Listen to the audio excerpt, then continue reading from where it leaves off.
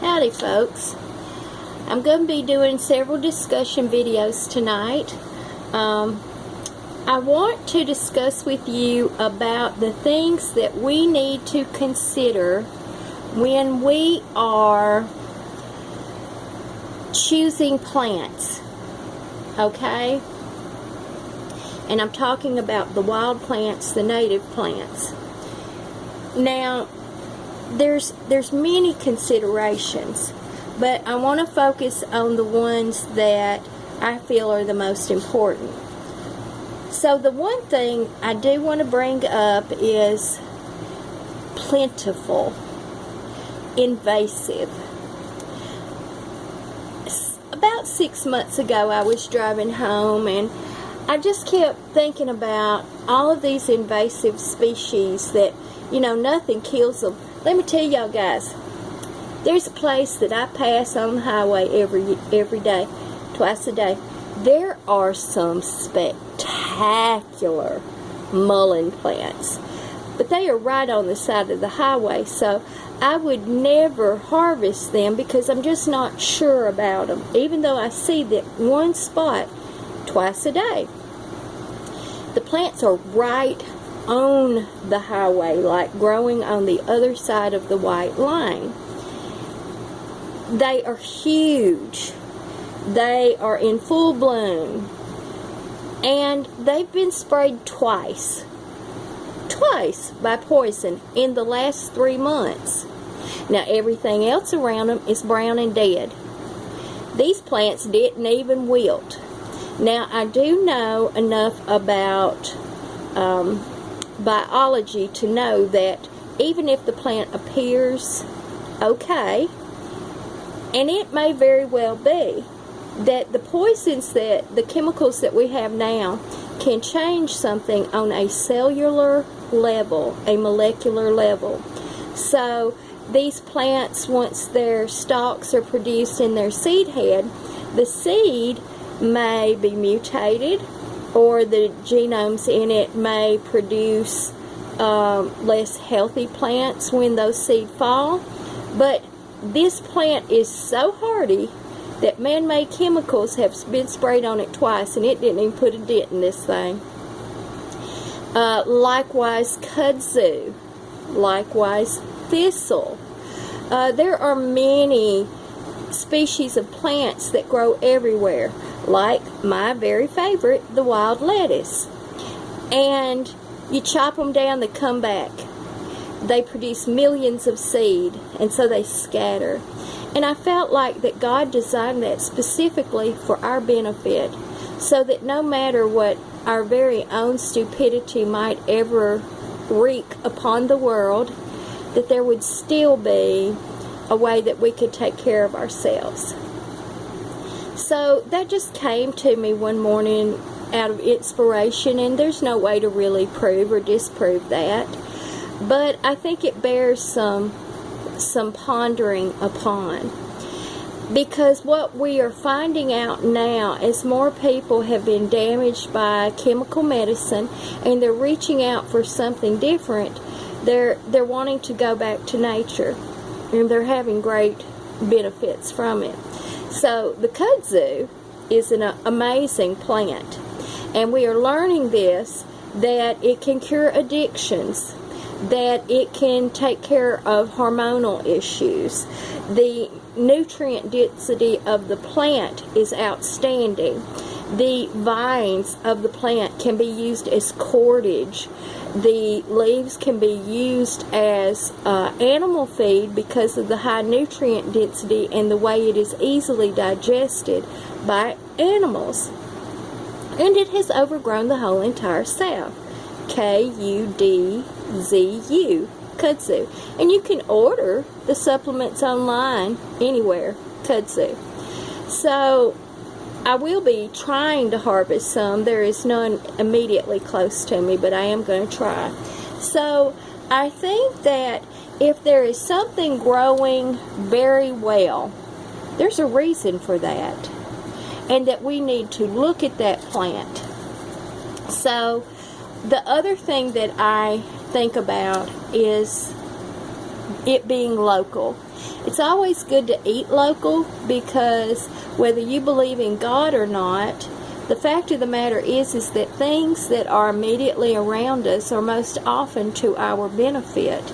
And this idea that we need to truck in avocados from another country, or papaya, or whatever, pineapple and oranges do not grow here native. And there were thoughts that that was the largest way to get good vitamin C back years ago, was because they knew that citric fruits could cure scurvy. Well, as it turns out now, the one single little bloom head of a dandelion has 5 times the amount of vitamin C than an orange.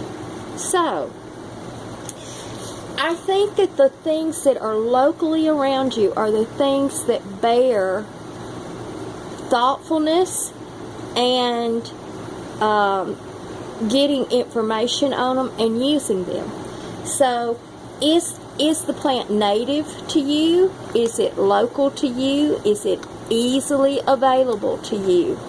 Those are things that are of huge importance as well when you want to do the harvesting, and you may not be in the best health, or you know what, maybe you just don't like to go foraging and get tick bites and mosquito bites and chiggers and get torn up by briars, and Lord Jesus, I've got bites and scratches and stuff all over me, and then you get hot and sticky and irritable, and so maybe you just don't like to do that. Well, that's okay. That is absolutely okay. So you would want to look at things that were maybe within your reach better, like dandelions, like plantain, like clover that grow in the yard. Those are things right there, those 3 things that can benefit you enormously, and they're outside of everyone's door. So that's a consideration. Now, the other thing is the ease of processing the plant. Now, do you have to pummel the thing to death? Do you have to wash it 25 times? Do you have to blend it up, wash it, coat it in alcohol, pour it in a jar, leave it for 20 years? You know, those kinds of things are also things to consider. That is why y'all have probably noticed that my biggest consideration is, can I pick it out of the ground and put it in my mouth and eat it? And will it be a benefit to me? Now that's real easy right there. So those are things to consider.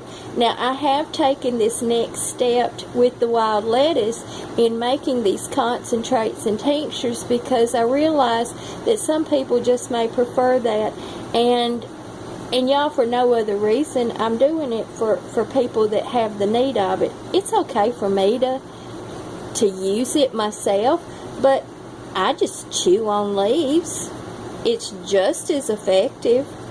But you may not have that leaf. And the alcohol-based products and the decoction does last longer. It will be the go-to thing in the wintertime when the plant's not growing. Then there is the thought of what is the overall benefit of the plant and the maximum benefit of the plant. Now, if you get something and its only benefit is that it has high vitamin C, and that's about it, well, it's not real useful. I mean, you can get vitamin C anywhere. But if you find a plant that has many multi-level effects that are healing effects, like the wild lettuce, like the passion vine, like mimosa, like any of these wild plants that I've shown you, well, then if they have many benefits, then that's going to be beneficial to you. And does it help the thing that you need fixing? Okay? So there's that. Then there's and this one is far down on my list, and you'll be surprised at that, but harmful or side effects. The reason why that is far down on my list is because I've been given enough prescriptions from the medical profession in my lifetime and suffered horrific effects, negative effects that, well, what's the difference? What is the difference? So I don't even consider that under my consideration at all. Now, if it's toxic and gonna kill me, okay, yeah, I'm gonna give in to that, because I can find something else that will do the job without causing me any problems. Now, there is another thing of addictiveness, and I'm going to do another video just on that topic. But I get a lot of messages, and we do know of plants that are beneficial, but they're addictive. If it is something that's going to cause me an addiction, even if I'm just barely certain that it would, but I know people that are addicted to it, I'm not doing that, y'all. That makes you a slave. You are a slave to a thing. That's no way to live. I want to live free.